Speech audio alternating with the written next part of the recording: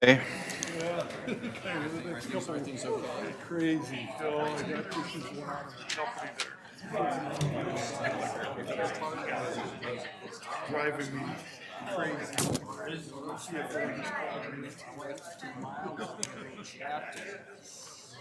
Not about money. Every time you get around, About issues. Good afternoon, everybody. I'm going to call to order this special meeting of the University of Minnesota's Board of Regents. And before we get to the business before us this afternoon, I want to call attention to the fact that today is a National Day of Mourning, and take just a moment to recognize the service and lifetime of our former President George Herbert Walker Bush. All right, in the quest to find a new president of this university, we've reached an important and consequential milestone. After months of planning and hard work by the board office, and the Presidential Search Advisory Committee, we're here today to discuss the advisory committee's recommendations and select one or more finalists to be interviewed by this board. Before we get started, I'd like to review the process thus far, and in doing so, provide some important context for the discussion that I expect to have today. Since President Kaler announced in July that he would step down at the end of this academic year, we've taken several important steps to ensure that we will find the right leader to become the 17th president of this university. First, we partnered with an executive search firm who specializes in higher education. AGB Search has been a tremendous partner to the board and the advisory committee since joining us in this effort. Considering the circumstances under which they signed on, we are very appreciative of their recruitment, their counsel, and the guidance they've delivered throughout the preceding several months. Second, at our September meeting, this board voted unanimously to endorse the membership of the Presidential Search Committee and the charge under which the Presidential Search Advisory Committee worked. The charge provided not only a path forward to the committee, but the charge also helped to set the stage for our work today and later this month. The charge we approved, which you all have in front of you, stated that the board is committed to selecting a president who has gone through the application process and has been thoroughly vetted and recommended by the PSAC. It also established a set of core leadership criteria to guide the search for our next president. Those criteria are included in the docket and have guided the advisory committee's work throughout its efforts. Because so much of the committee's work was done necessarily in private, I've invited 3 members of the Search Advisory Committee here today to share with us more about their process. And I'd ask those 3 to come forward here, and then we'll call on them one by one. And they are representative of the 23 who served. And the first one I want to welcome is Professor Amy Pittenger, who serves as the Vice Chair of the Faculty Consultative Committee and as an Associate Professor in the College of Pharmacy. Welcome, Professor Pittenger, and thank you for being here today. Thank you, Chair McMillan, members of the board. Thank you for the opportunity to describe the work of the committee. We were a large committee representing different communities connected to the University of Minnesota and providing a wide diversity of perspective. Shortly after you voted to ratify our charge, the committee held our initial meeting, and then we went right to work. Our first task was to solicit input from students, faculty, staff, alumni, and community members across the state. We specifically asked about the qualities and characteristics that the next president should possess, and we engaged in a conversation about the strengths of the university, as well as the challenges that face the university in the near future. From September 17th to the 26th, we traveled to all 5 campuses and held 30 listening sessions. In total, over 500 individuals engaged with us in the listening sessions. We also received input from the public through the Presidential Search website. More than 650 individuals submitted written comments through the site, and all committee members carefully read these comments, and they informed all aspects of our process. All of this input was not only critical to our work in shaping the position profile that we use to recruit candidates, but also in our deliberations of each candidate. Throughout the process, gathering input from across the state was essential because we recognized the importance of diversity of thought in helping us make the best decisions. Our committee demonstrated why diversity is so important. While we brought our individual perspectives to each meeting, we also listened with open minds, debated respectfully, and came to consensus. I'm certain we arrived at the best decisions because of the diversity of thought that was contributed and valued by all committee members. This process led to the selection of 3 candidates that have been recommended for your consideration. Thank you for the opportunity to serve on this important committee and to provide insight into the committee's work. Thank you, Professor Pittenger. And now I'd like to welcome Ross Levin, who not only has been taking on this task, but just finished up a significant commitment as chair of our own University of Minnesota Foundation Board of Trustees. And Ross is the CEO and founder of Accredited Investors Wealth Management. Welcome, Ross. Thank you, Regent McMillan. Clearly, you're not a client. Well said. Well said. Thank you, members of the board. I appreciate your time. I did think I was going to be chair of the foundation through the end of the year, but I got bounced in November. So to piggyback on Amy's comments, once we concluded our listening sessions and endorsed the position profile, AGB Search began recruiting candidates, and they delivered an exceptional pool of applicants for the committee's consideration. We each reviewed the applications individually, and then we met to discuss the candidates we would like to invite for an interview. Throughout our deliberations, we relied on the board-approved core leadership criteria to guide us, and over the course of 2 meetings lasting a total of 6 hours, we discussed applicants and used several rounds of prioritization that resulted in 9 candidates that had broad committee support. I will tell you I was initially very skeptical of how this would go because I had my own initial expectations and biases, and the committee was very diverse, and it had 23 people in it. But what I quickly learned was that the group's collective wisdom was far greater than my own.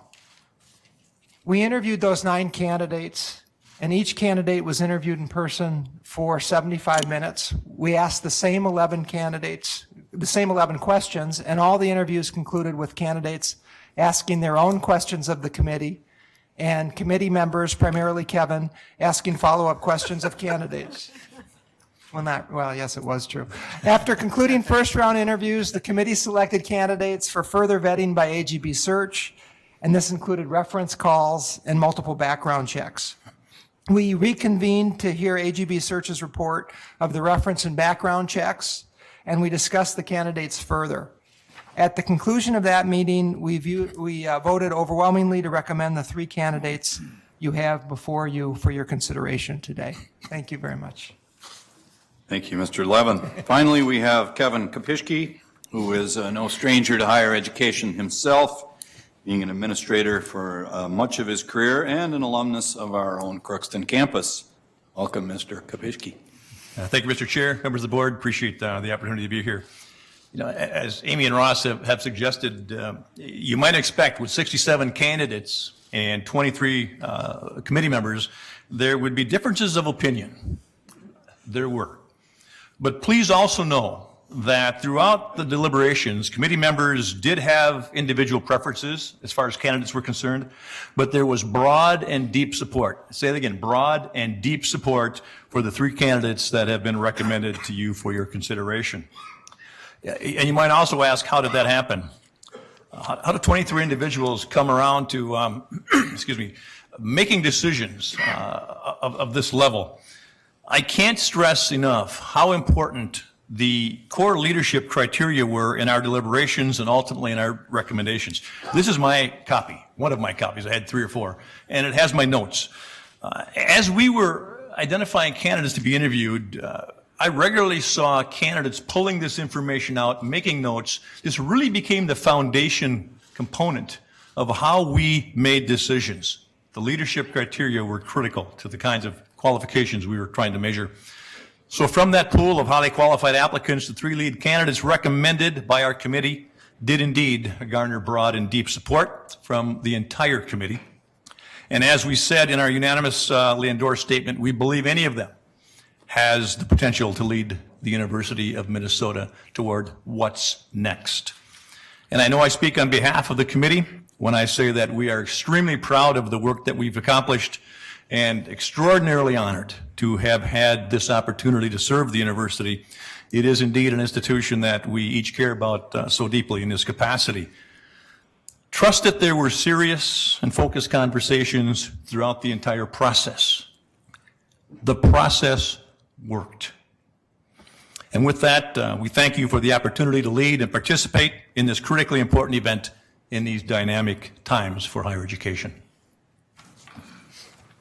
Thank you all, and in the process of thanking you all, I want to thank the entire 23-person committee, and that is service beyond service, an important endeavor that you've helped lead us forward through.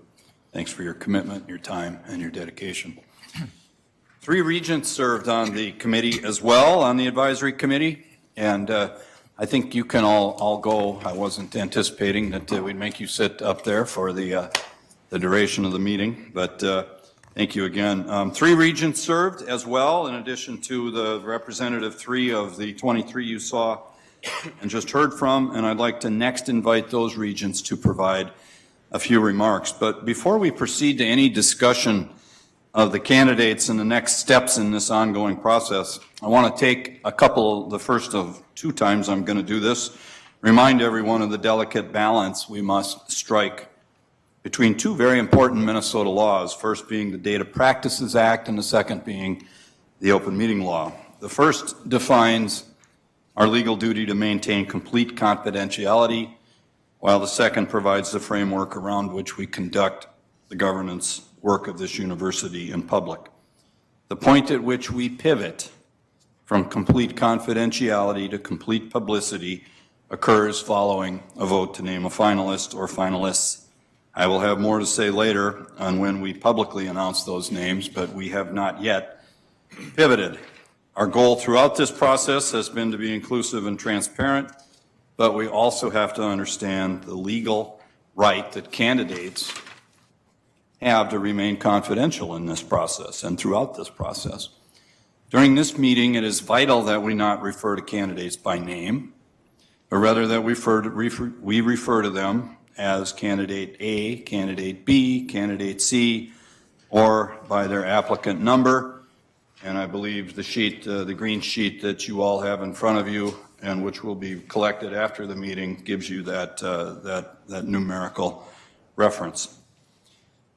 Our general counsel has advised us as to our confidentiality obligations, in addition to the summary I just provided, and I cannot stress enough, it's not a matter of our choice that candidate names remain private. The Minnesota Data Practices Act requires that the university keep candidate names private until they are selected as finalists. I also want to recognize and acknowledge that these 2 laws, when applied together, generate 2 different but related sets of concerns for us as board members. The first of those concerns, they may create others for many of you, but I've certainly heard this concern, is the exclusion that occurs when only 1/4 of this board is directly involved in the committee's work that brings us here today. Ideally, all 12 of us would have been able to be part of an in-depth interview process before having to vote on finalists. As it stands, 3 regents were directly involved, and you'll hear from them shortly. Regent Powell and I had a limited opportunity to meet each candidate following the committee interviews, at which time we thanked them for engaging in this process and captured some initial impressions of each. We did not interview the candidates. I had one added opportunity with Regent Omari to visit with 2 of the finalists in the committee's recommendation. At no time did the board leadership engage in any way in the search advisory committee's process, its deliberations, or in any way influence its recommendation. The second concern that I've heard is the desire to see multiple candidates who are willing to become public finalists in this process, a desire that I and probably every member of this board certainly share, but as I already noted, a desire that we did not impose on this process when we charged the committee, and a condition which would, if we chose to impose it, dramatically change the candidate pool from which the university would choose its next leader.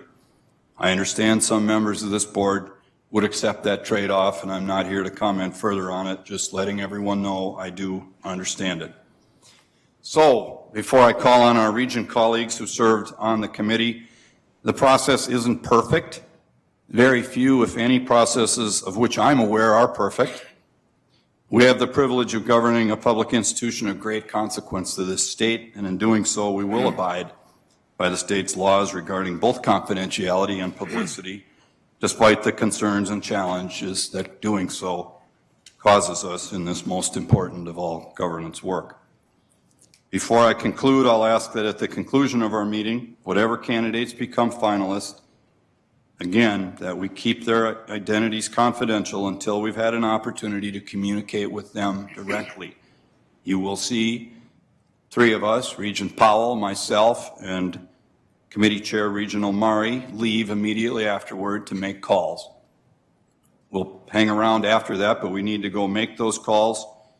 Please refrain from sharing the identities of the candidates publicly, Regents, until we've heard back from them, at which time we will issue a statement, and I will be available, as will Regent Omari, for media interface, and we will do that as quickly as possible. But we owe those other organizations that courtesy that they have an opportunity to deal with the consequences of one of their leaders, whatever institution that is, potentially making a change. And again, we're not making a final decision today. We're only announcing a public candidate. And I expect to make that announcement again as soon as possible, certainly this evening, and as quickly after the conclusion of this meeting as possible. Now, Regent Swigum, the floor is yours. Thank you, Mr. Chairman. Thank you very, very much. And let me start by seconding the thanks that you gave to committee members. And a very, very wonderful committee of persons, I think, genuinely interested in the best interests of this University of Minnesota and of the state.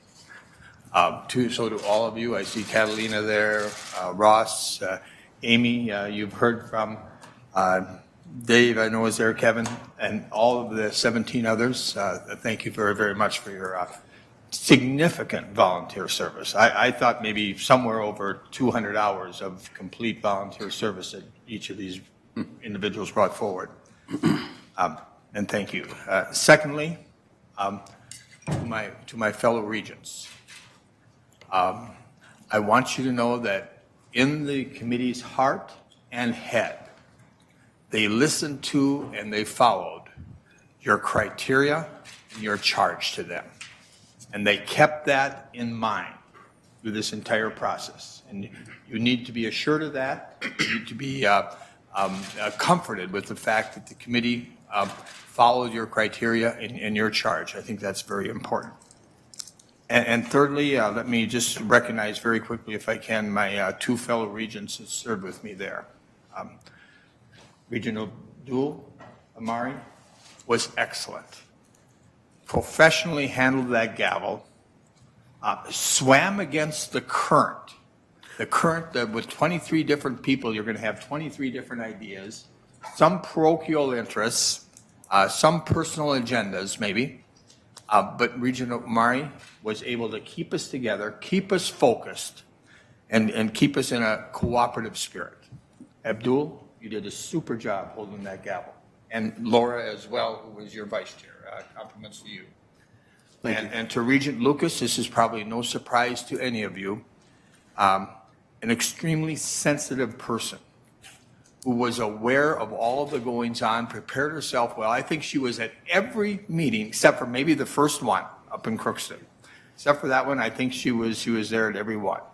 And Peggy, you did a super job, and thank you for your efforts there as you represented the board.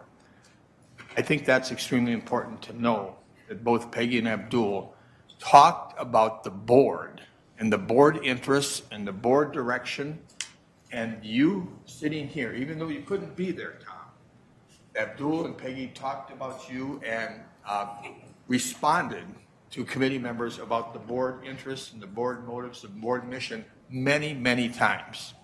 So even though you couldn't be there, Representative Anderson, you were there in spirit through the two of those.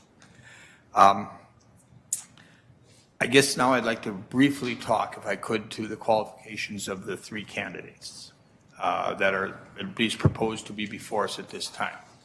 I will be general because I know that you have read the backgrounds, you've read the resumes, you've read the background checks.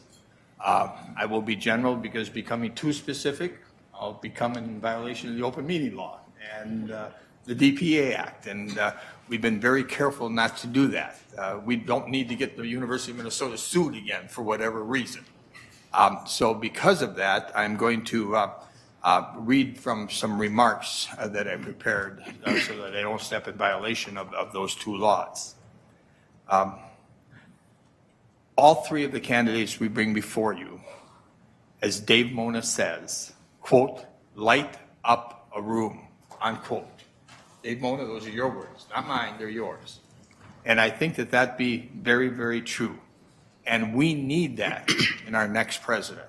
We need that in a president that will come forward and light up the room, not only this room here amongst us, but amongst the faculty, amongst donors, in development, over at the legislature. We need a person that will light up the room. And I think using Dave Mona's words, all three of these candidates will do that. Now to my prepared remarks, so I don't offend either of those two laws. All three candidates have extensive experience in higher education.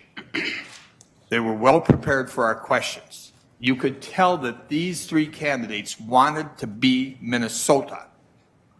They knew what was going on amongst our 5 campuses. They knew everything from Post-Secondary Enrollment Options Act in high school to our Gopher football team. They had prepared themselves. They even knew about the committee members. They could pick out committee members from the various sectors. They prepared themselves. Candidate A. Boy, that sounds cold, doesn't it? Candidate A, B, and C. I mean, these are good people. They're great souls, and I'm calling them Candidate A. I feel very cold, very callous, but I think I got to do that according to council. You're going to keep me out of jail, right? Candidate A has experience as a dean and a provost at public universities.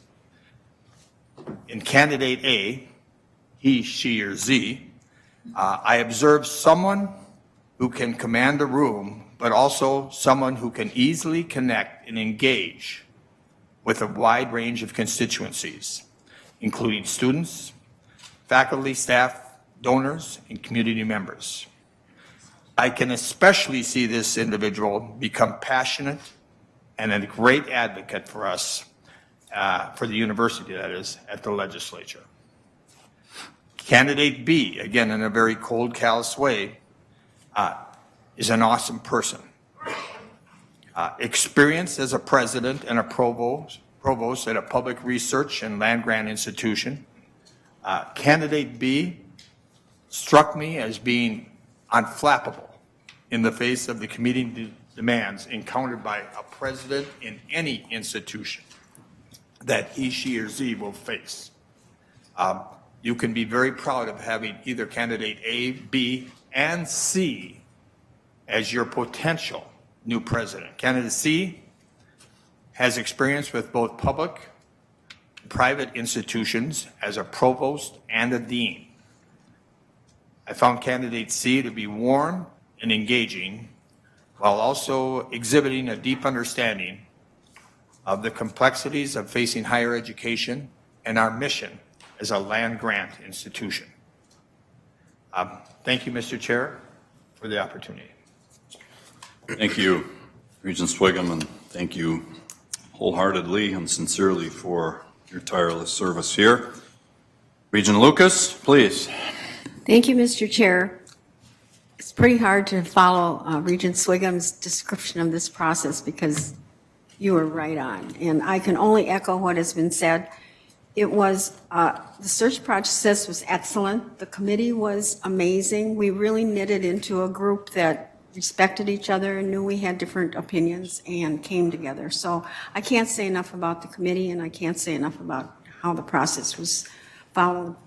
My fellow advisory committees have provided you with excellent summary of our work and the recommendations. I want to echo Mr. Kopitsky's remarks. I too am tremendously proud of the work that the committee has accomplished. I believe that we have faithfully executed our charge and provided you with 3 lead candidates for consideration. I can say without hesitation that we have identified talent that can lead the University of Minnesota. All 3 candidates are strong, and I'm confident that one of them will be our next president. Thank you, Regent Lucas, and I'll echo what I just said to Regent Swigum about your service. Your commitment and your leadership, we're grateful. I have a couple of additional framing comments before I call on the chair of the committee, and those are the following. First of all, like it or not, we are seeking talent from a marketplace for talent. That's a fact. We can limit or constrain the market from which we choose to draw our talent. That is fully within our governance right. In fact, it's part of our duty to figure out what market we want to draw from. We could limit the pool from which we draw talent for our next president by geography, by professional background, by compensation, or by their willingness to go public. Whatever constraints we as a board choose to place on the talent market, we have to know that we will change the pool from which we draw the talent that we seek. As a board, we endorsed our search committee to not place constraints on the pool from which they've vetted, deliberated, and ultimately selected their recommended finalists that we now have before us today. We shouldn't, considering that market, we shouldn't be surprised that our situation mirrors that of the majority of other public higher education institutions, where by one estimate, roughly 60% of the searches at this level are ending up with a sole finalist outcome. Some tell me that number is even higher if we consider our true public peers in size, scope, and scale. Doesn't matter, it's more than half are winding up that way, and that can be an empirical analysis, or it can be a look at what the recent searches have come up with at the Texases and Virginias and other Big Ten institutions. And I don't close with these observations about the marketplace as an excuse or as a rationale for proceeding with a sole finalist, should that be what this board chooses to do. I cite it simply to remind ourselves as a board and to remind those who watch us in our governance work that we do indeed operate in a marketplace for talent. In communications with the lead candidates over the past few days, the board office and the committee chair have discussed the candidate's willingness to be named a finalist in this process. Candidate A is willing to be named a finalist along with other finalists. Candidates B and C are willing to be named finalists only if they are the sole finalist. Given that setting, I believe we have 3 options before us as a board. A first option would be to select a sole finalist with the option of naming additional finalists later. In this scenario, we would vote today on one candidate to invite on campus and across the system for engagement and public interviews with the board. After that interview, the board could decide to offer the position to that candidate, or go back to the advisory committee's recommendations and invite one of the other candidates for an interview, and so on. A second option, inviting candidate A to become a finalist and going back to the candidate pool for another candidate who is willing to go public. Today, we could vote to extend an invitation to candidate A, and since candidate A is willing to be named a finalist with other candidates, we could go back to the pool of applicants and invite another who is willing. This would give us the opportunity to have more than one finalist named publicly, but goes against the charge we approved unanimously at our September meeting. We committed to select a president who has gone through the application process and who has been thoroughly vetted and recommended by the advisory committee. We also would not have the same background checks for this second or third candidate as we do for candidate A. A third option or scenario would be to reject the committee's recommendations altogether and recharge the committee to find additional candidates. With that, I want to invite Regent Omari to make some comments and frame us up for the dialogue that lies ahead. Regent Omari? Thank you, Chair McMillan. Rarely do I like to start things with saying I will echo or piggyback on other comments, but I'm going to do that. First and foremost, to the full committee, and several folks are in here today. Had it been a committee of 24, I likely would have rejected the ask to be the chair. And a committee of 23 was very scary as well. But it was an honor and a pleasure to serve with you all. Regent Swigum is very humble in his remarks. He forgot to note that he went to all of the listening sessions along with me and provided a voice to me and to the rest of the committee that could not have been replaced. And to my partner in crime across the table there, Regent Lucas, from day one running at the Capitol, I've always been appreciative of having you by my side. I thought that the biggest moment of my life was in 2013 when I got elected to this board. And then the biggest moment became the day that my mom took my PhD degree and posed for a picture with it. And then this came along. And while my mom posing with that picture is still the number one, this is a close second. And it's been a tremendous honor to serve in this role, especially having turned 33 in the middle of this process. I never thought I'd say that I would have been searching for a university president. Having said that, we spent and devoted hundreds of hours of time to this search and executed what I think is an execution fully that followed the charge of the board. I'd like to reinforce that we have the support of the university community because their input from the listening sessions significantly shaped the position profile that we used faithfully and relied upon in our deliberations of the candidates. Throughout, we continue to come back to the charge, which has been mentioned already, of this board, and that we voted on 12-0 in September. Now, let me be honest, colleagues, I understand the frustration that our process did not result in more than one candidate who was willing to go public as a finalist that come from the committee's recommendations. We all hoped that that would not be the case. But being willing to go public does not necessarily equate to being a qualified candidate.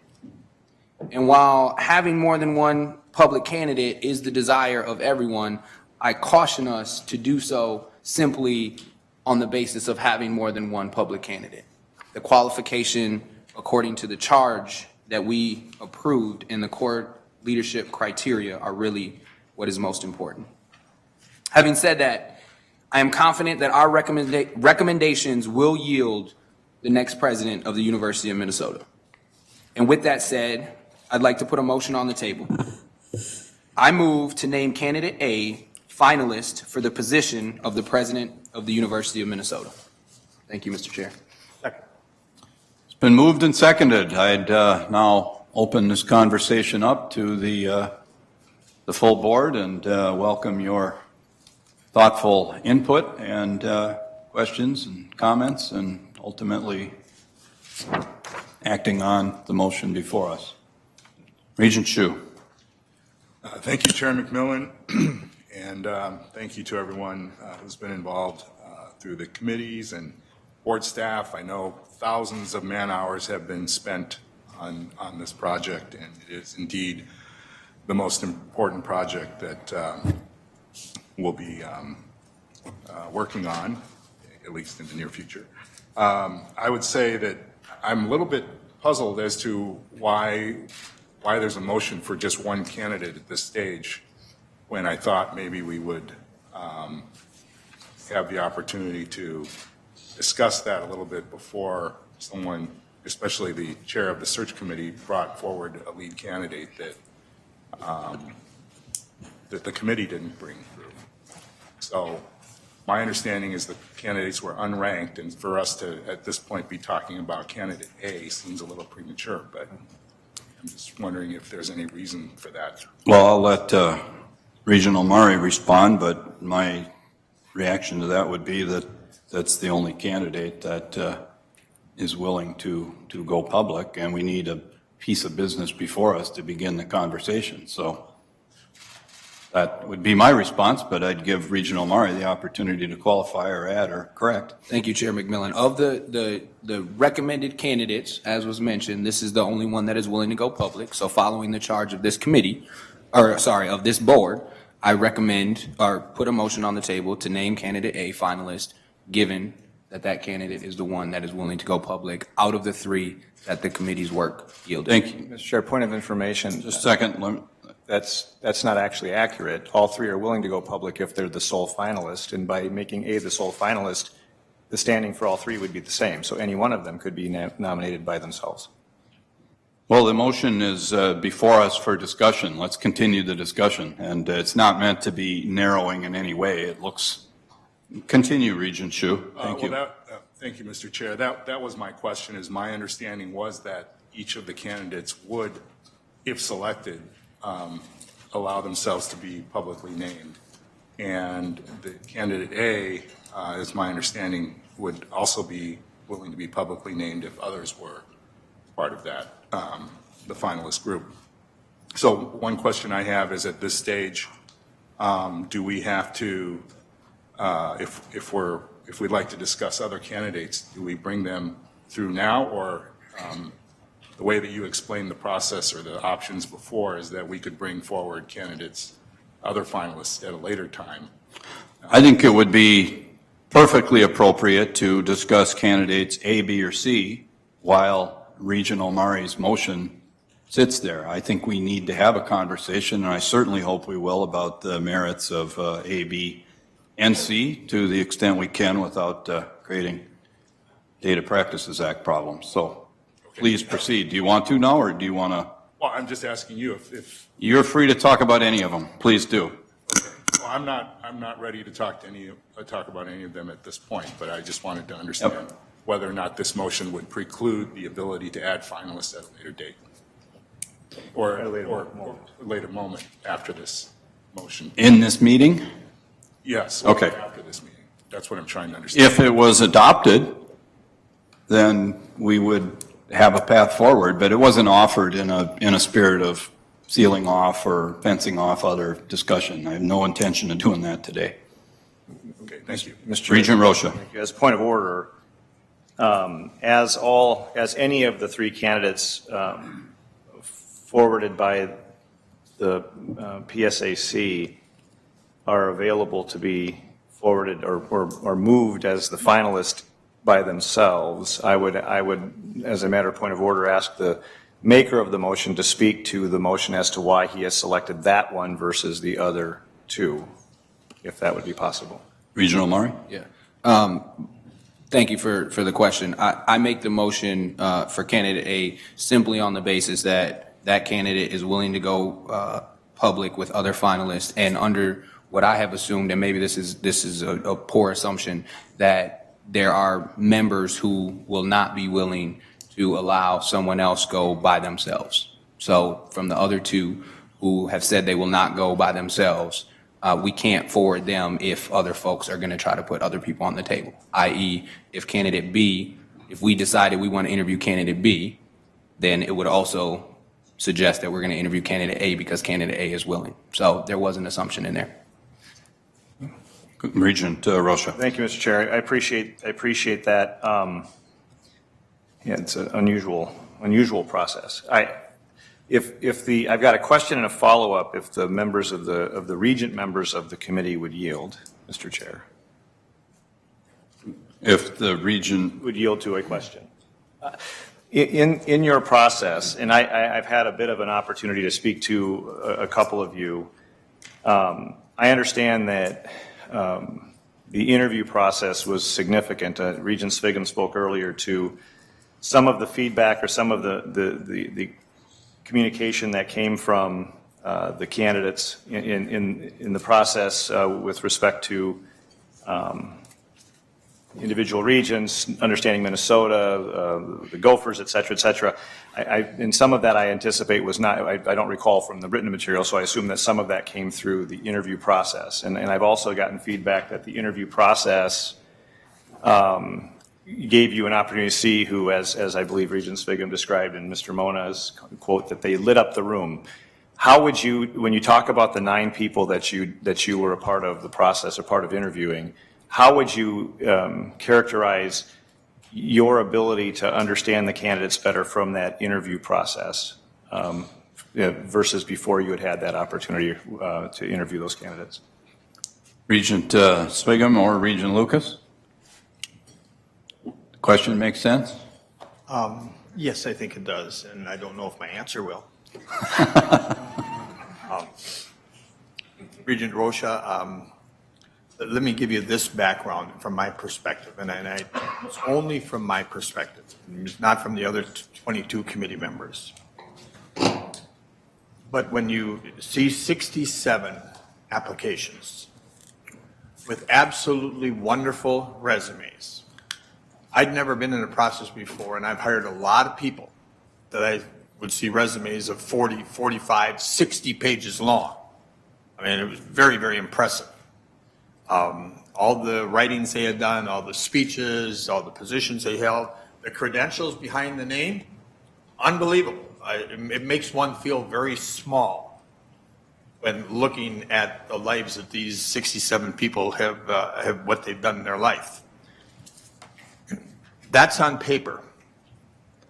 Then you start to interview the people, and you get a chance to see their personal reactions, their personal actions, their personal thoughts, their way they project themselves. And I know that this sounds harsh and cold, but it's in my heart, so I'm going to tell you exactly. I think sometimes the people in person don't quite meet your expectations of what they were on paper. Now, that sounds harsh, but that's the way it is. Sometimes folks I looked awful good in my campaign brochures, Regent Rocha. But I remember those. When I got to the doors and I got to the public gatherings, I think there were some people who thought I wasn't as good as I was on the brochure. The same is true when you start to interview the people. Then we interviewed 9, I think, in person, and some didn't quite meet the expectations that they did that you had for them seeing the paper, and that changes your view as to how they're going to project themselves, how they to the legislature, to fundraisers, to development, whether they can come in the room, and you want more of them. As Dave Mona says, and I hate quoting him because he's not that good, but you not only want somebody to light up the room, but when you meet him, her, or it, or Z, or whatever it is, you want more of them. You want more of them. You want to see them the second and third time, and you want to write out that second and third check, and you want more of them. Some persons, when you meet them in person, don't project that, I want to see more of them. I've had enough, and I'll go on to the next candidate. And I'm probably not answering your question, but that's my response to what I heard you say. Regent Lucas, would you care to add? Hard to add, isn't it? Yeah. I agree. How people look on paper and how they are in person sometimes is very, very different. There's some intangibles there that you can't quite describe, but we could say light up the room, but we all know what that means. It's somebody who resonates, who connects, who looks you in the eye, that kind of thing. And so it was illuminating to interview these 9, and some of them were disappointing because we expected more, and that's how we made the decisions. But it was critical that you see them, because the paper and the person aren't always the same. Regent Rocha, follow up to that question for your colleagues. Yeah, and that's helpful, and Regent Lucas's comment that it's illuminating to interview these 9. I would ask, how would your perspective have changed? I mean, what your capacity to measure the quality of these candidates, and their capacity and your preference if you had only been permitted to interview one candidate. And I'll withdraw the question, Mr. Chair. It's a loaded question. The fact is that when you hear what was just described as a process where there were 9 candidates selected from 67, there was an opportunity to interview these folks and get a chance to see this and understand this. And I'm sitting in a position elected by our legislature representing a portion of our state, and I'm only going to have the opportunity to ever interact with one. And I would suggest that that's not really a choice. And so I will yield to other questions. I know other members of the board have questions and perspectives, and certainly someone may choose to respond to what I just posed. But the idea that the Board of Regents, which is ultimately responsible for making this determination, will not have the illuminating experience of interviewing a range of candidates for consideration. And moreover, the university community beyond the 23, who I believe many were expecting an opportunity to see who the candidates were and be able to make an assessment of what they bring to the table, will also be denied that opportunity. And so I felt that was a meaningful exchange because I did understand from conversations with members of the PSAC that the interviews were a very, very important part of their analysis, and that's an analysis that a majority of this board at this point has not been privileged to have. Mr. Chairman, Regent Swiggum. I think the question of Regent Rocha is extremely important. And I'd like to take just a second to read it, if I could, because I think it gets to the crux of where we're at right now today. And I sympathize with you, Regent Simonson. I sympathize with you, Regent Powell. I sincerely do, because you did not get an opportunity to meet the people and how they carry themselves, how they project themselves, the light they bring into the room. You weren't able to see that the way Peggy and I and Abdul were, as well as 20 other people. I sympathize totally with that. But I also understand the process with the laws that we have to operate under maybe don't allow quite the opportunity that we would have all wanted. It's just not in the cards. So we, as the chairman said earlier, completely restricted our applicant pool. And we want one of the best applicants to come forward. My feeling is this, that in our vote as a board, was it in September or was it in August? September. Regent Beeson, you, through your vote, through the criteria, the charge, and the committee members, you put some faith and some trust into the committee members, and especially the 3 fellow regents that you have right here. You put some faith there. And I understand it might have been blind faith. I understand that it may have not been, you'd have rather been there yourself. I respect all that. But I ask you to take the faith and the trust that you put into us in your vote in, again, September, August, somebody clarify. September. 14th, okay. And keep that faith, keep that trust, because I will guarantee you, your 3 fellow regents kept it to you. Very good. I'm going to move on here. We can circle back as needed. Regent Simonson, you had indicated an interest in speaking early. Thank you, Chair McMillan, and I wish I could attribute my questions to the fact that I'm onboarding, but I think a number of us have not been in this process before, so. You can keep doing that for another 6 months. I thank the committee. I really appreciate all that were involved in it, the Board of Regents members and all the others that were in there. I really appreciate it. I believe all used their best effort. Not a question in my mind. I believe professionalism, integrity, not a question in my mind about that. But as somebody's already said, ultimately the responsibility rests with the Board of Regents, of which I'm one member of that. It's also not a question of the ability or qualifications of the people brought forward, of the 3. In fact, candidate A, I think looks very qualified. So I'm not questioning that at all.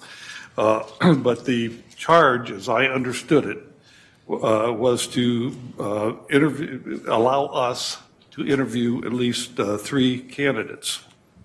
And I think it's the responsibility of the Board of Regents. I know it's been talked about the law and so on and so forth, but I question why that wasn't emphasized, or maybe it was, but made a criteria for coming forward with at least three candidates. Me not being able well, let me say that in a different way, being able to just talk to one really gives me concerns because I have a number of questions. I've talked to one of the members that were on the committee about this question, but I also have questions about things like Greater Minnesota. I'm from Greater Minnesota. I have questions about agriculture, how these people look at agriculture.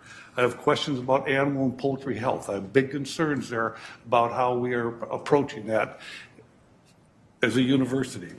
I have questions about how we're reaching out to the diverse population, especially in my area of the state, where over half the students in grade school are now English second language, and they come from families that don't have much education.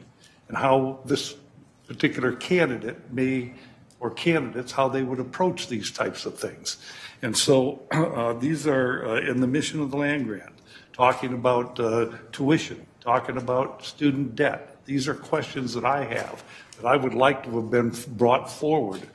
Probably they were, okay? But from my standpoint, as a Board of Regent, with a responsibility to the university that we all have, and it's not a matter of trust, Regent Sagan, it's not a matter of trust. It's not that at all. It's a matter of responsibility and being able to clearly look at this thing in a broader way, being able to look at more than just one candidate. I too have hired many people over the years.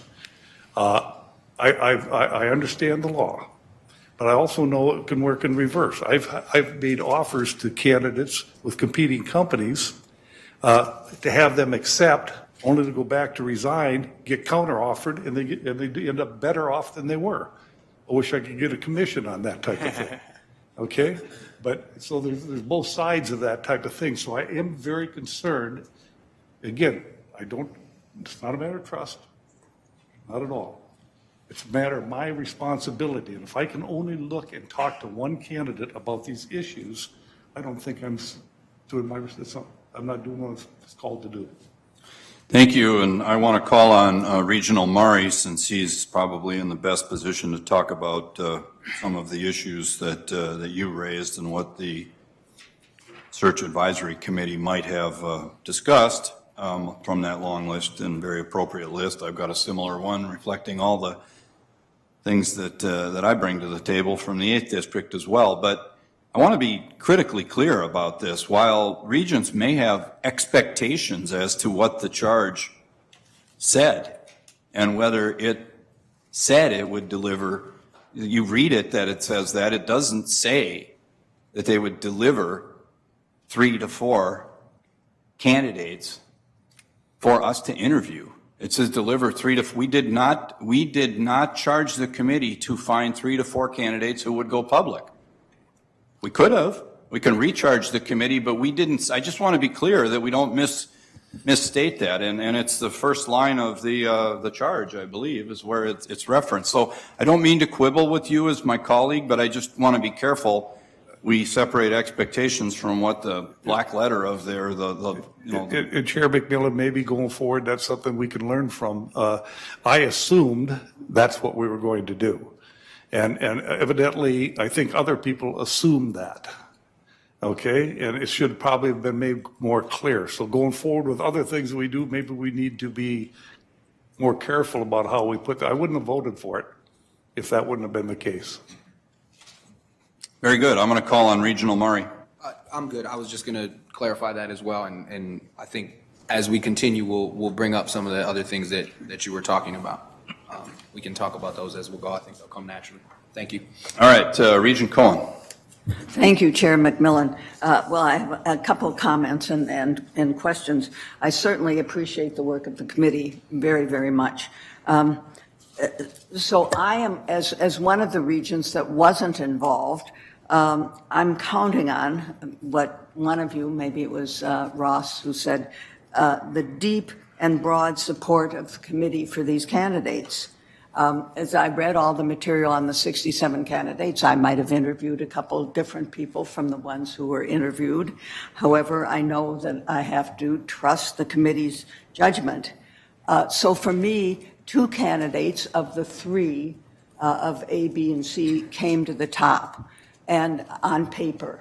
And what I'm looking for is some assurance that candidate A, in your estimation, is really the top, the best candidate. I don't want to interview somebody who's the second best, and I can only go on the judgment of the people who have met that candidate. Do they all light up the room equally? I don't know. Do some 1 or 2 want to be at the University of Minnesota versus being president of a big university? So those are some things that perhaps you can shed some light on. And lastly, I'd like a clarification.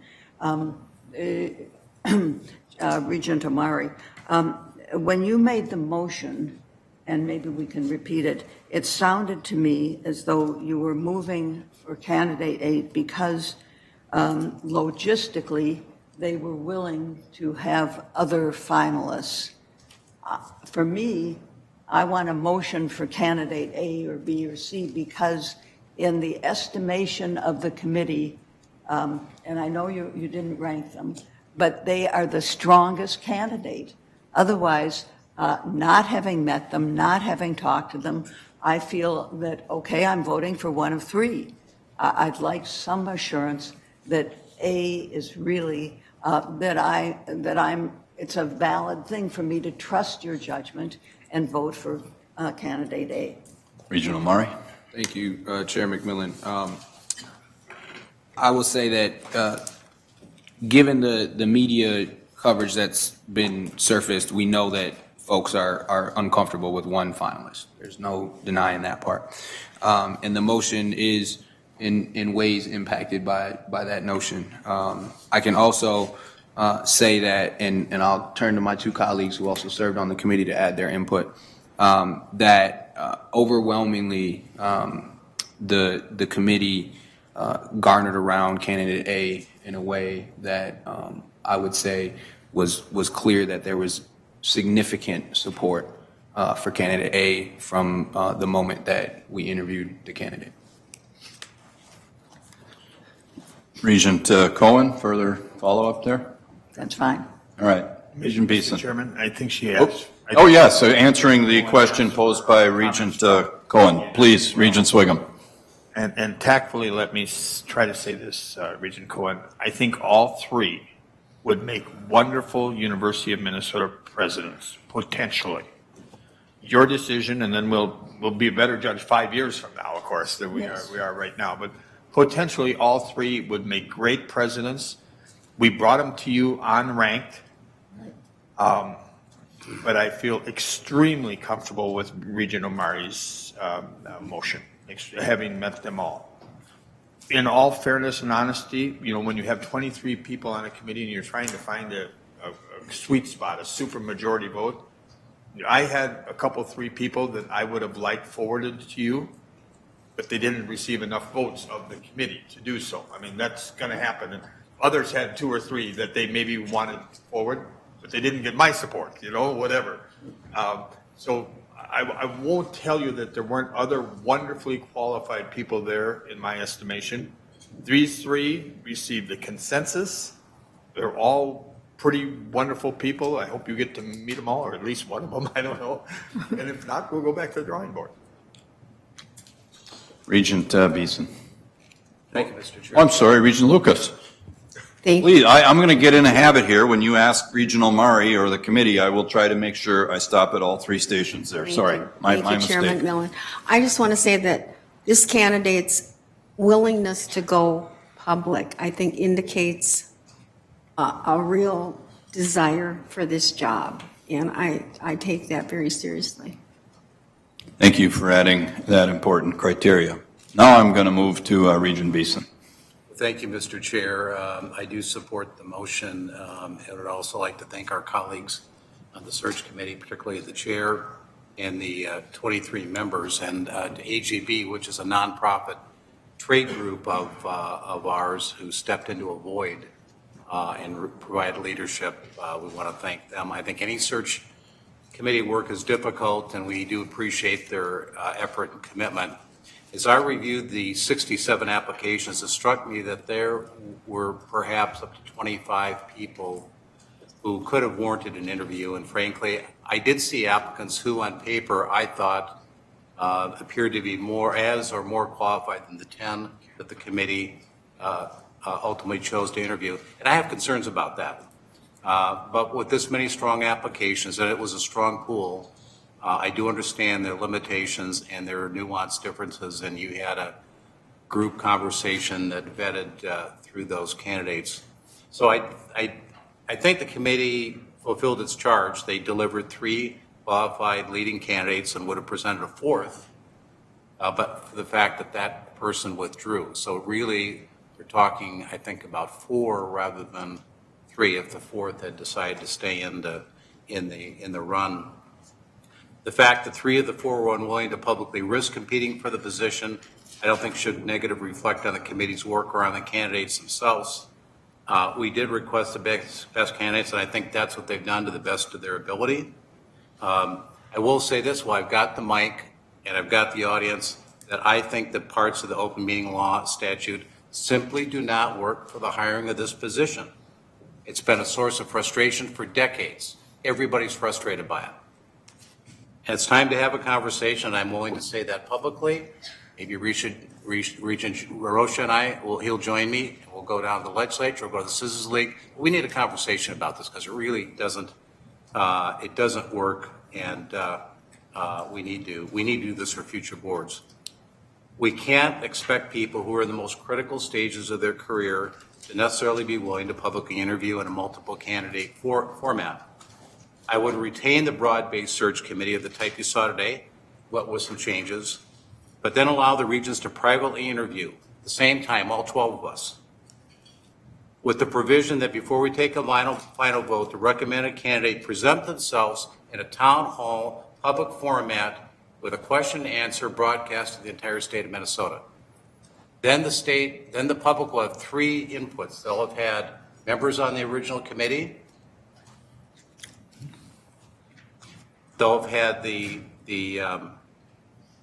online input, and they will have had the town hall question and answers. So back to the matter at hand today. I know, as somebody mentioned, the committee didn't rank the leading candidates, but my conversations with the members of the committee on an unsolicited basis was that they unequivocally believe this candidate is superbly qualified and deserving of an interview now. If I hadn't heard those words, I would certainly be willing to pass on this recommendation and go a different direction. So I don't see any reason to delay. I appreciate the benefits of a multi-candidate interview and understand the optics of one finalist, but I don't think we can compromise their ability to find and hire the best person in the country. We need all the tools to do that. And if we lose 75 or 90% of the candidates out of fear, that does not help us in any way. And I'm not in favor of making symbolic additions of unvetted candidates. We can always revisit the remainder of the list if that's necessary. And I'm a banker, so I'm perfectly willing to say no to this interview. Really, I've done that a few times. But I'm excited to meet the candidate and want to have that conversation, and we'll take a step at a time. Thank you, Mr. Chair. Thank you, Regent Beeson. Regent Johnson? Thank you, Mr. Chair and members of the board. Many thanks have been extended to everyone, and certainly appropriate. And I would say special thanks to Mr. Steves and the Board of Regents staff for many, many hours of additional work during this process. I support the Omari motion, and for a couple of reasons. One is, board members, we're in a wonderful place right now. just think about it. The search has been going on 4 months or something. And honestly, I thought this search would take much longer to get us to this place, to 3 or 2 or 1 candidate of this caliber. But it has moved along in good fashion, thanks to the good work of the 23-member search committee. So I think, second of all, if this person is as good as you say, publicly and on paper, keep in mind, members of the board, you think that another institution perhaps is not looking at this person to be president. We can't be fumbling around, if you will, waiting into January or February. I've read the resumes. I agree with you. On paper, folks look very good. And we're not always sure who shows up on Monday morning. But I trust you. I know Regent Simonson said this is not about trust. For me, it's a big deal about trusting the search committee. The folks who are on the search committee have years and years and years of experience of hiring people. They get that gut feeling about someone when they walk into the room. They know what they're doing. And I appreciate that. Now, to our colleagues here who have questions, legitimate questions about the timing and should we have more than one finalist, Regents, we're going to have an opportunity, if we in fact pass this motion, over the next 2-3 weeks to actually visit with this person. And if we deem at that point in time to say to Regent Omari or Regent McMillan, you know, we have to take a step back here. This is not working. Regent Simonson visits with this candidate, and they are not very well versed in land grant and agriculture in rural Minnesota. You call me, because we're going to take a step back. Okay, take a step back. But I'm convinced, very much convinced, that the candidate before us needs to be brought to this university to meet with faculty, staff, students, donors, the members of the legislature. And we have that opportunity, I believe, over the next 2-3 weeks, provided this motion passes. So I think we're just in a really good place. But it's not the 11th hour. We're at about, if you will, in baseball nomenclature, we're at about 7.5 innings, heading for the 8th, and we still have time to retract and take a look at someone else. So to all involved, thank you, and I like where we are right now. So with that, Mr. Chairman, I conclude my remarks. Thank you, Regent Johnson. Maybe we should stand up and take a 7th inning stretch, huh? I've got another regent that hasn't spoken yet. I want to be sure everybody who hasn't yet does get a chance before we circle around and talk to regents for a second time. And I have Regent Powell remaining here, and there's several others too if you're interested. So at least one other. Regent Powell, you're next. Thank you. Thanks, Chair McMillan. I also, again, a million thanks to the committee. I think this is a distinguished committee, and you did distinguished work. And I'm very grateful. And for me, it is all about trust. And I do absolutely trust the many, many decisions and judgments that the committee had to make over the last couple of months. And I really do thank all of you, and especially to our chair, who did yeoman's work. So because I had the experience of briefly meeting the candidates, I'll comment, and first to say I support the motion. Because I briefly met them all, I just want to, in response to Regent Cohen's question, say it's clear to me that candidate A is the candidate. That candidate has very strong academic credentials, a history of strategic engagement and lots of initiatives, and a history of success across multiple assignments. Very strong experience in academic medicine, which is critical for us. Very strong commitment to inclusion and student success. And I would say one of the things that came through candidate A's, pursuit of this from beginning to end is the candidate's admiration for the University of Minnesota, which the candidate frequently described as the premier opportunity in the country right now in higher education, dream job. And I think in her written remarks concluded by saying someone's going to have the opportunity to write the next chapter, and that person will be very fortunate.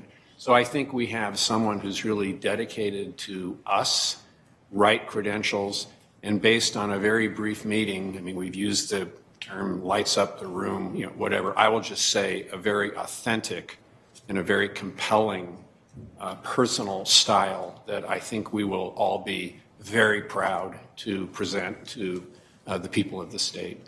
So I very enthusiastically support the motion.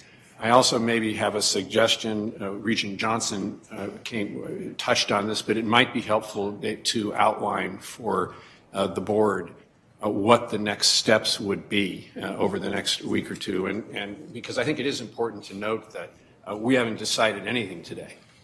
We don't decide anything, I think, until the concluding board meeting. So it might be useful just to go through procedurally what's going to happen. That's an extremely good suggestion, Regent Powell, and I'm going to ask Mr. Steves to give us a thumbnail sketch of what happens next, assuming we adopt the motion on the table. Well, Mr. Chair, members of the board, the intent is that following your selection of a finalist or finalists for the position, that we would bring those individuals to the University of Minnesota. They would hold open forums on each of the 5 campuses of the system, and then you would interview them on the 14th at your regular meeting. Very good, and that system-wide visit would ideally be next week, correct? Yes. Yeah, just to put the timing in proper framework here. So it's not even 3 weeks, it's the lesser of something short of 2 here before we have a candidate back on campus.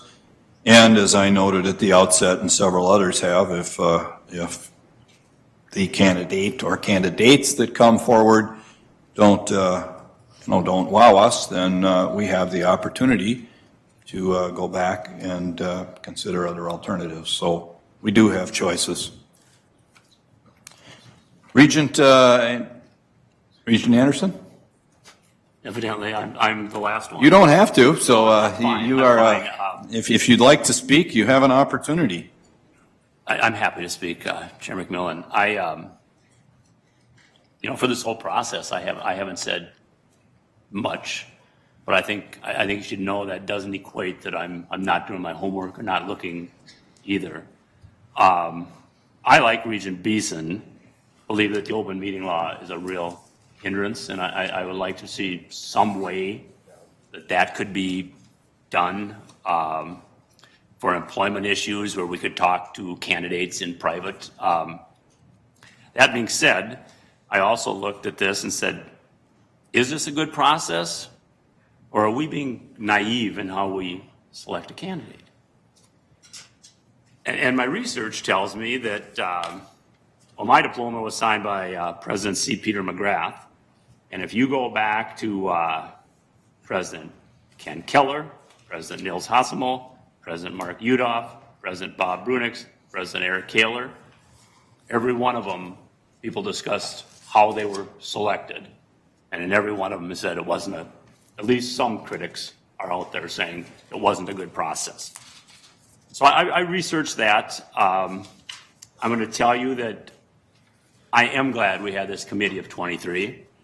I, like Regent Simonson and like Regent Johnson, come from greater Minnesota, and I had real issues. If you look on a map of Minnesota at the last election, there's red areas and there's blue areas.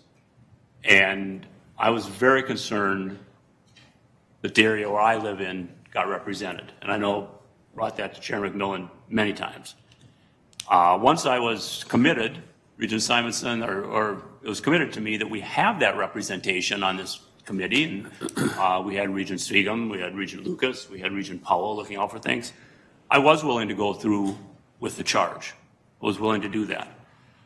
So I don't think there's a naivety in the process. I just think because of what we're constrained with, it may not be the best process, but it is the process. I also think we've got a group of 12 individuals here who are all volunteers, who all wanted this job, but who all have to represent the state of Minnesota the best we can. We all come to this job with different strengths, and none of us are experts on everything. If you ask me for a self-assessment of myself, I think I'm good in finances. I think I'm, what else am I good in? Building relationships, and maybe a few other things, maybe public relations. I know because of life experiences that I look through the world. My world is a glass is always half full, never half empty. Because of that, had I been interviewing all the candidates, narrowing the list, I might have looked past flaws. I know that about myself. So I am very grateful we put this in a group of 23 people who are concerned. Many of them are higher ed experts. Many of them were business experts. Many of them have hired people a long time. So I'm very happy that they narrowed those candidates down to 3. I have looked at the 3 candidates. I have talked to, I can't say several, but a few people on the search committee and my 3 regents. You have told me that the 3 people presented to us are all capable of being president of the University of Minnesota. So I get to that point, we've got 3 candidates who that group believes capable of being president of the University of Minnesota. I don't think we can do anything about 2 people that say, I don't want my name in the pool unless I'm the only person selected for the job. I think it does say a great deal about the person who is willing to put their name in the pool.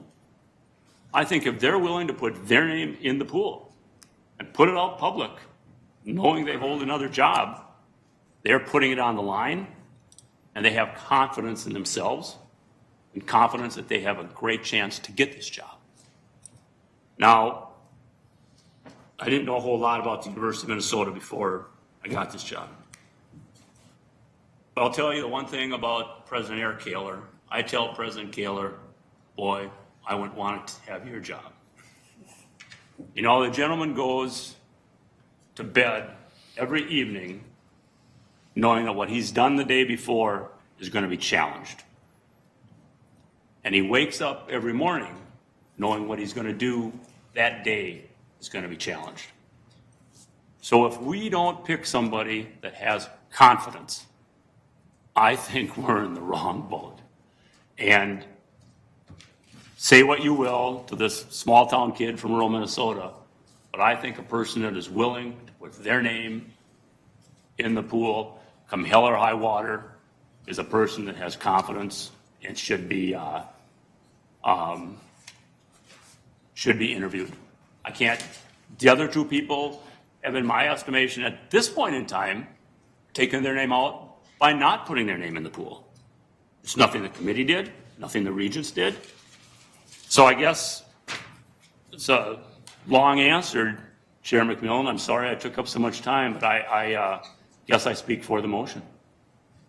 Thank you, Regent Anderson. No apologies needed. This is important work, and I'm actually willing to give candidates or give regents who have, I've got 1 regent that's spoken already that is interested in, and looks like 2.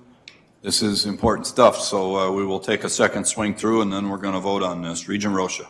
Thank you, Mr. Chair. And I had a perfect segue from Regent Beeson, but that was a long time ago, so I lost that. I'll start with a clarification. You know, I'm understanding this is probably the last shot I've got at the floor, and with my 19 bullets I want to cover here, Mr. Chair, I'm just kidding. It's only 17. I want to clarify something, and then I'll move into the substance of my next conversation points. It's been tossed back a bit, I think, into the members of the board who had concerns about this process. As I think Regent Anderson talked about, there's always this question about how we conduct these processes. And it's, you know, the fact that 12 people voted for this, but obviously based on Regent Simonson's statements, there was a kind of a difference of opinion or difference of understanding and expectation. And I'd point you to the August 9th minutes, where Shu, quote, also noted that the other finalists in the last presidential search dropped out late in the process because they did not want their names disclosed, unquote. Response, Pimentel, who at the time was our firm, committed to ensuring that the board will be presented with more than one final candidate. That was before we voted in September for the final makeup. And that is also, I believe, informed by the fact that in my conversations with the chair, I was told, and I believe we even discussed it as a board, that the regents will determine the finalists and ultimately pick the president. Now, by no means, in any way, shape, or form, am I being critical of the work of the committee. The committee did what it was asked to do. The question is, was the committee directed properly? I do know that multiple members of the board had posed to the leadership of the board that the committee, the PSAC, should be asked to rank the candidates so that if we did fall into the circumstance where people weren't willing to be public, we would then have additional candidates to consider to be public candidates. I was likewise pleased that the candidate that's on the floor right now was willing to be public. I think that can to some extent be informed by the characteristics of the potential competition, and so there's a bit lack of risk of being public if the others will not be public. But nonetheless, my concern about refusing to go public, from the outset, places the candidate's interest above that of the institution.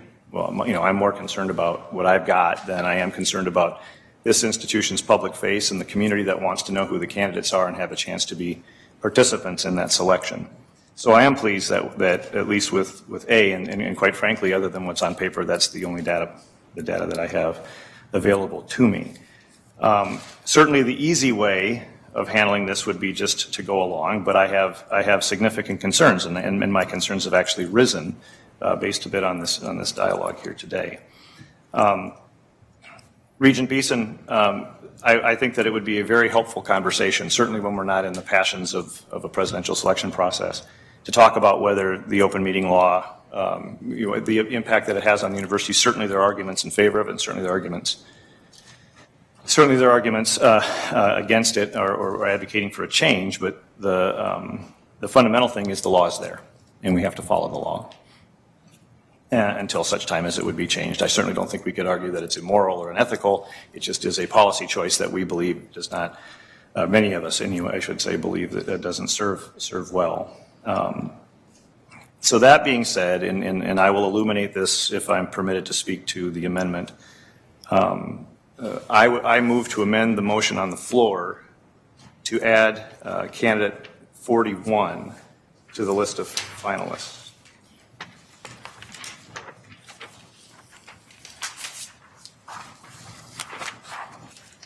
Is that your motion? Your amendment? I move proposed to amend. amendment. Yes. Is there a second? Second. It's been moved and seconded to amend the motion to advance candidate A and bring candidate A to the campus to the state for interviews, to add candidate 41, which I think is the right way to make that reference. Mr. Chair, may I speak to my motion? You may. Thank you. So certainly people around the table anticipated this coming because they've already somewhat spoken to the issue. Regent Beeson in particular made the comment that I don't believe it's advantageous to place an unvetted candidate in front of this board. That is a fair point. However, I would suggest, or I would posit that the process we will engage in from here out will be the vetting. This will be the final vetting. We have yet to vet candidate A as a board. We certainly have input from the committee and its exceptional work. I place a very high value on the opportunity for the community to participate in a process.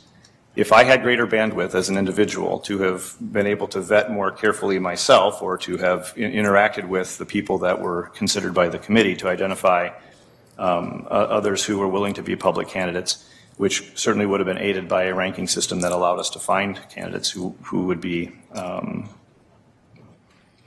public without condition, that would be my preference. However, I do have a high degree of confidence that this particular candidate, with whom I have aged familiarity, who I did not nominate and have made no commitments to, does provide a remarkable candidate for consideration.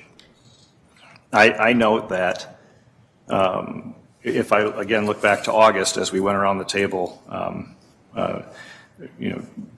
quoting some of my colleagues, Regent Omari, you stated that you wanted someone that had a vested interest in Minnesota. Regent Cohen concurred, adding that candidates must have a special interest in serving the University of Minnesota, not just in any institution. The Vice Chair stated, he echoed the assertion made by other regents that candidates must have an interest in this institution specifically. And I think that that's all laudable. I think that's terrific. I do not think that that eliminates others from consideration, but I certainly think that that is a remarkable value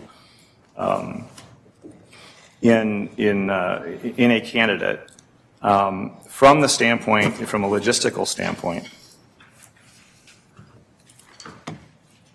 if candidate A is substantially stronger and we place a greater value on the experience of candidate A, then there really is no violence done to the process because candidate A will emerge.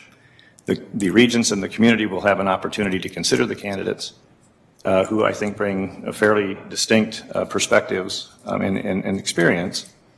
And we will ultimately have an opportunity to make a determination that way.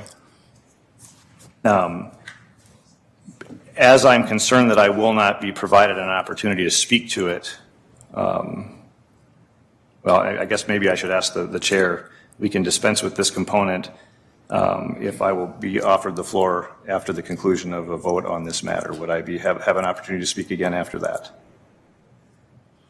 Well, after we vote on an option to go forward, I'm sorry, Mr. Chair, that wasn't clear. After the amendment vote, if the amendment is successful, or unsuccessful, I may have additional commentary that I would make. If I would be granted the floor after the disposition of the motion, one way or the other, the motion to amend, that is, not the underlying motion.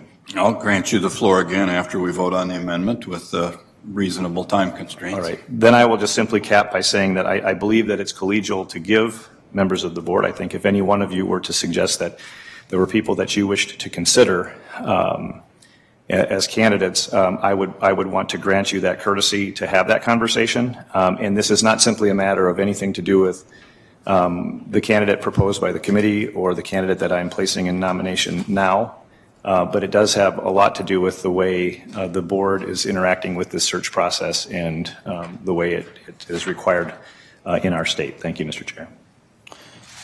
All right, Regent Shu, you had your hand up before the amendment. Do you have a comment on the amendment or a question? I do, Mr. Chair. All right. When I came into the room today, I didn't know how this was going to go. This is all very interesting, and I think it's been a good discussion. I too had been thinking about whether or not one of the other 67 should be afforded some more consideration by us. I haven't obtained that person's,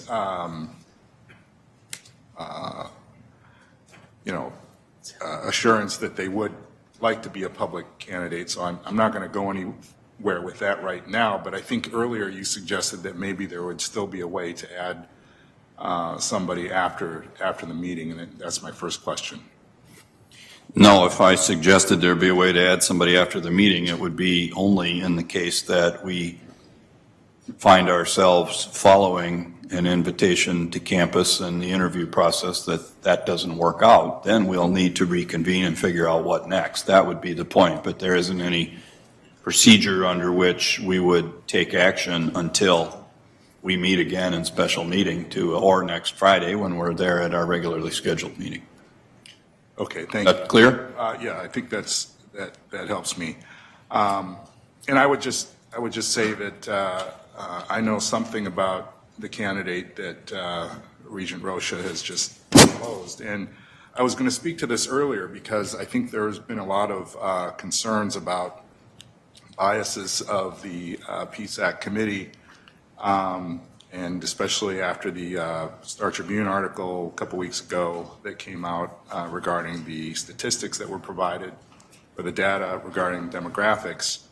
The one that I'm really concerned about, however, is the fact that it appears that most, if not all, of the Minnesota candidates did not receive very much consideration. And I was just reminded by Regent Rocha's prior statements about the fact that, we had originally said that we were looking for someone who wanted to be the president of the University of Minnesota. Yet none of these lead candidates that we're talking about today have any connection that I'm aware of. Now, I haven't talked to them. Maybe they have kids that live here or parents that live here or something like that, but nothing in their resumes shows that they have any real affinity for the state of Minnesota. And so that's just a concern of mine, because if I look at the interview list, I think only one person of the 9 people interviewed or the 10 people who were asked to interview have any connection to Minnesota that I can see. So I'm actually supportive of Regent Rocha's amendment because candidate number 41 does have a connection to Minnesota.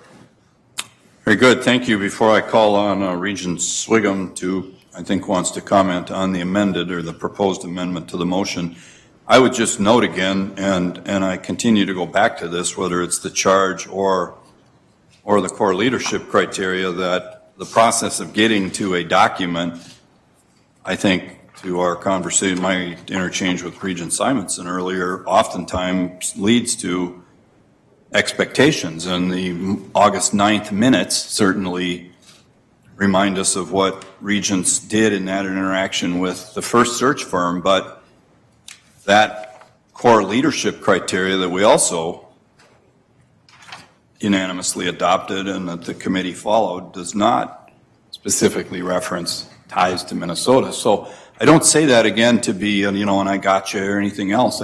We evolve from words and conversations and meetings and preferences into documents, and to the extent there's an expectational miss there, understood.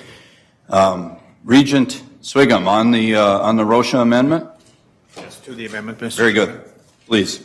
To the amendment, and also making sure that my words to number 41 or any other number are very general, because the more specific we get, the more we have the opportunity to be in avoidance of the DPA. More specific we get, people will be identified, maybe even if they don't want to be identified.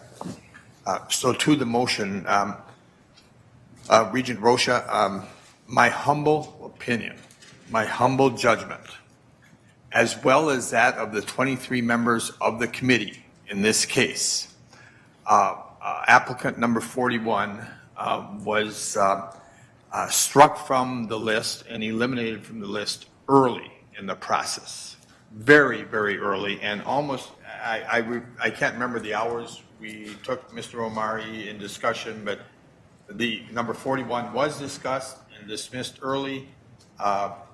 Regent Beeson talks about the top 20 or 25. Very honestly, folks, I don't think number 41 would make the top 20 or 25 in the estimation of any of the committee members. If I remember the discussion that we had. Now, I might be one or two, but generally that'd be speaking. There are much stronger candidates there to be the university president. And again, in my humble estimation, than number 41. Choose someone else, Mr. Rocha, please, and you might even get my attention. But folks, as 23 people on the committee, with the chair's leadership, number 41 was struck early with about 30 other people, I think, or 25, or what, I forget the number, but certainly struck early in the process for a number of reasons. I'm not going to get into specifics, or all of a sudden you're going to start saying, I know who that person is. And I can't do that. All right, I'm going to call for a vote on the Rocha amendment to the Omari motion. All in favor? Aye. Opposed? No. All right, that motion fails, and we are back to the Omari amendment. And I believe we have talked to, I've given all the regents a chance to talk. Regent Hsu, did you have further comments about the Omari motion, the original one? And then I promised Regent Rocha an opportunity to speak one more time. Is this Yes, about I do, Mr. Chair. the original motion? Yes. Very good. I now understand more about candidate A. Thank you, colleagues, for telling me that she is in fact the lead candidate or the top candidate from the committee. I was a little bit unsure of that before. He or she, Mr. Chairman. Yes. What did I say? You said she. Oh, okay. Well, she is a she, but okay. So, I don't, we've narrowed it to half the population. Yes. But with that, Half the population, if you, not today. sorry, I apologize. be careful. Thank you. I apologize. I do take the advice from my colleagues seriously. I do think that because candidate A is the closest thing to a non-traditional candidate, I'm willing to support the candidate, and also because the candidate is willing to be a finalist along with others if we get to that point. So I guess I'm okay with that. I do have concerns about how this all happened. Obviously, I've not been able to meet this candidate, and am looking at this candidate on paper compared to the other two, and then the other 64. I am, as some of the other regents have stated, I'm surprised that some of these people didn't get interviews, and I think not having been in the committee, I'll never understand that. But I do think that candidate A, B, and C are all qualified to be the next president of the University of Minnesota. However, I can't personally say that they would be the best available today because I'm given very limited choices. So I would just say that I will support the motion on candidate A and look forward to meeting with that candidate. Thank you. Regent Rocha, I promised you an opportunity to speak. Do you want us to act on the motion first, or do you want to speak to the merits of the motion on the table? This would be your second opportunity on this fundamental motion. So, Thank you, Mr. Chair, and I think that, to be honest, it's kind of my third crack at it, if I'm not mistaken. So, on the amendment? Yeah, you're right. That was all just precursor to the amendment. Yes. You're right, just a second. Please, Regent Rocha. Thank you, Mr. Chair, and I know it's getting late. First, I would ask for a roll call vote on the motion. I want to make a couple of departing comments before we move into this vote. First, I think the search committee, by all accounts, did an exceptional job. I think it's an exceptional group of people. As has been stated before, everybody would kind of create their own sort of balance of talents and backgrounds, but by all representations, it's gone very well and was managed very well and led very well. And frankly, it did what it was asked to do. I have exceptional concern about this motion in front of us, and I perish at the potential risk that we are sitting in right now. As we went through this process and as we went through this conversation, there's no question in my mind that candidate A is exceptional. My concern is in no way whatsoever in relation to any reservation about the quality of this particular candidate. I do have faith that my colleagues take this very seriously and are analyzing very similarly to how I would, but it is not enough for members of this board to be a participant in this process in spirit, as it was stated at the outset of this meeting. We have to be a part of the process. It has been consistently stated around this table, and as was the essence of my earlier question, that the interview process of these candidates was fundamental to being able to determine where we would be at this moment. We as a board, under the open meeting law, do not have the authority to delegate that obligation. And in order to conduct these kinds of interviews in a non-public setting. We know that members of our board were part of a process that was to bring us candidates, and I believe that that was done as it was described to them. However, we've had additional interaction with the candidates by the leaders of the board, as was described by the leaders of the board in their comments earlier about the quality of the candidates. And ultimately, the public and a good number of regents have not had an opportunity in a public way to understand the candidates' abilities, qualities, and so on. And so to that extent, I have grave concern that by moving forward with a single candidate, which is something I was hoping to avoid with a quality addition as a finalist, as we are going forward with a sole candidate, the public and this board in a public way will not have the opportunity to evaluate the folks as it was just simply described to us. I think that puts the university in great peril. I find it unfortunate. This is not the first time that I raised concerns of a similar nature, but to that extent, I can't support the motion as it is because I think that it runs afoul of the way the rules are provided for operating in the state. It puts the university at risk, and I don't believe that we should be delegating the obligation to have those conversations when we're picking the next leader of the university. Thank you, Mr. Chair. Thank you, Regent Rocha. I do not believe we delegated anything, but rather than have that dialogue now, I'm going to call for a vote on the original Omari motion to bring candidate A to this state, and I'd ask Mr. Steves to take the roll call. Regent Anderson. I support the motion, yes. Regent Anderson votes yes. Regent Beeson. Aye. Regent Beeson votes yes. Regent Cohen. Yes. Regent Cohen votes yes. Regent Hsu. Yes. Regent Hsu votes yes. Regent Johnson. Yes. Regent Johnson votes yes. Regent Lucas. Yes. Regent Lucas votes yes. Regent Omari. Yes. Regent Omari votes yes. Regent Powell. Yes. Regent Powell votes yes. Regent Rocha. No. Regent Rocha votes no. Regent Simonson. Yes. Regent Simonson votes yes. Regent Swigum. Yes. Regent Swigum votes yes.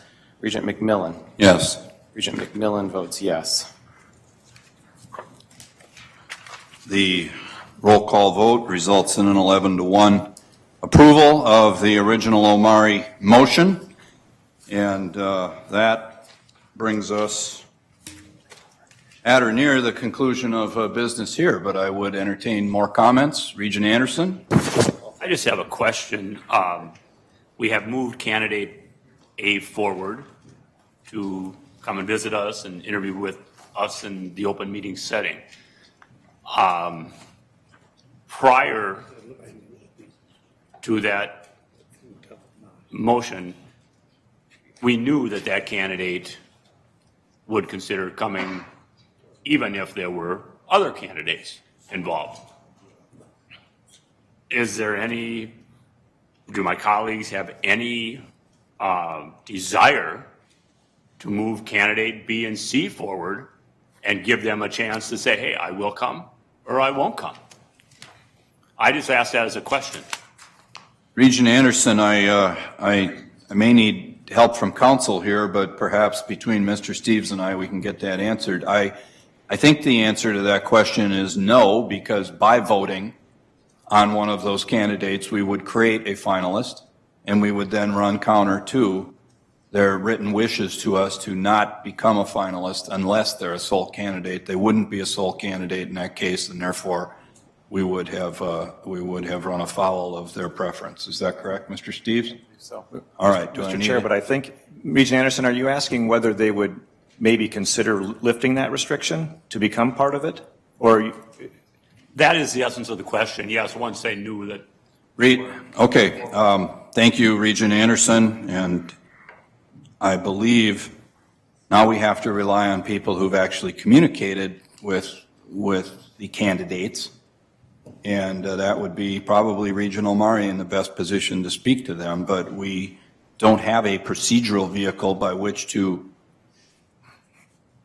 declare someone a finalist once we talk to them again. We either make them a finalist today or we don't. And what I think my answer to your question would be, Regent Anderson, would be that if candidate A does not progress following a full slate of interviews and public appearances and an interview with this board next week, we would then be in a position to contact candidates B and C as to whether they would change where they stand. Is that correct, Regent Omari and Mr. Steves? Is your understanding? Mr. Chairman, that is how I interpret it. And to come back to the original question, given that they have provided written statements saying that they are not willing to go public unless they're the sole finalist, I would hesitate, even though I would love to offer the opportunity again, I would hesitate to do that since they did not give us permission.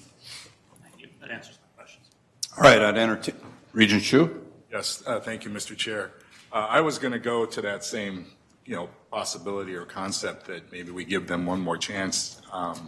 However, now that we've stated who our top candidate is, I don't think they're going to be coming to Minnesota unless they really want the frequent flyer miles. So, thank you. Unless there's Regent Omari. Thank you, Chair McMillan. I just want to very quickly note that the Board of Regents staff is absolutely stellar and impeccable, and without their support, the committee would not be at the point where it is today. We would not be where we are at. The amount of hours that they have put in has been absolutely wonderful, so thank you very, very much for your support and your hard work. Thank you. Regent Omari, you have, yes.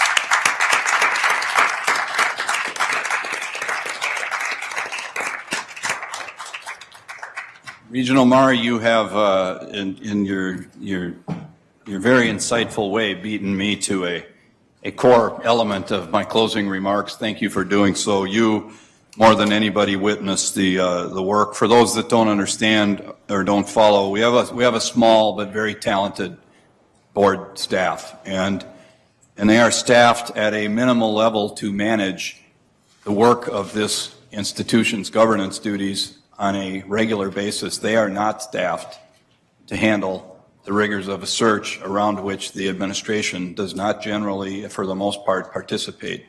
So they think about tripling your workload and doing so over the course of close to half a year. And that's what Brian Steves and his office have been up against. So, Regent Omari, you nailed it. Thank you. I have two other comments. One, I said I was going to reiterate this. Please honor the confidentiality of this decision for a very short additional while we go make a phone call. I say that to Regents and to the media. And lastly, I am tremendously excited about the opportunity that lies before this university. Candidate A, we look forward with great eagerness to seeing you in Minnesota next week. At that, I declare the meeting adjourned.